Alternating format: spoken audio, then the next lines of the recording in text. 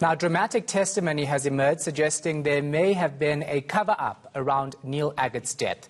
A former security branch member based at John Vorster Square was testifying at the new inquest into Aggett's death in detention.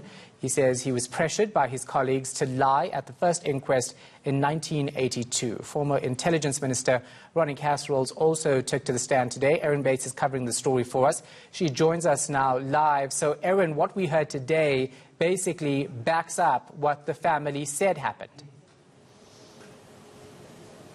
Most certainly it does, and this is critical in terms of hearing from someone who is actually part of the security branch core at John Vorster Square when Neil Aggett died on, we understand, either the 4th or the 5th of February 1982. Official word was that he died on the 5th of February 1982, allegedly or purportedly by hanging himself in his cell on the 2nd floor with a kikoi or scarf. But as you've alluded to, the family and comrades of Aggett maintain that he was killed, assassinated or murdered by security branch members, and there was then a follow-up and a cover-up during that 1982 inquest. Let's just take a look at some of that dramatic and critical evidence. This is from former security branch member at John Vorster Square, Mohanwe Makheta, earlier today.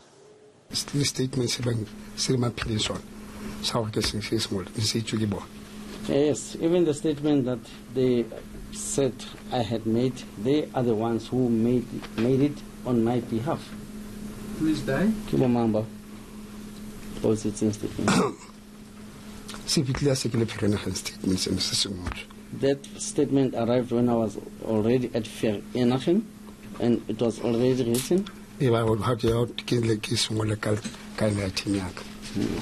And then they said I must copy what is written there and write it with my own handwriting. Mr. Maketa, when this Mr.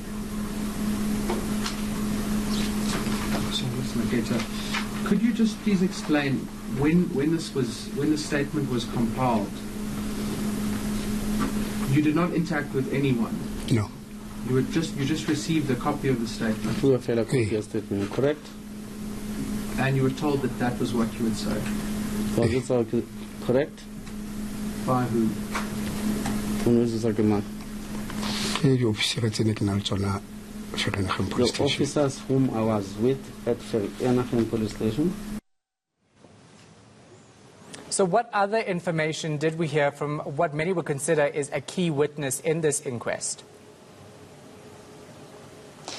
Well, you may be alluding to former Intelligence Minister Ronnie Kasrils, who of course is a big name. He's well known for his association with the South African Communist Party and Umkhonto we Sizwe, including when both the ANC and the Communist Party were banned under apartheid. A big name, but quite brief evidence, in fact, Shahan, from Kasrils. He too spoke about a key document, not a statement this time, but this was a periodical which was produced by the Communist Party in exile, and a version of one of those editions of this Nkululeko Freedom document was cited in the 1982 inquest into Aggett's death. But what Kasrils says is that a key page of that document, in fact the final page, which actually condones and advocates suicide for political activists who are in detention, is clearly a fraud. He says it's clearly the work of the security branch, and this is evident from the wording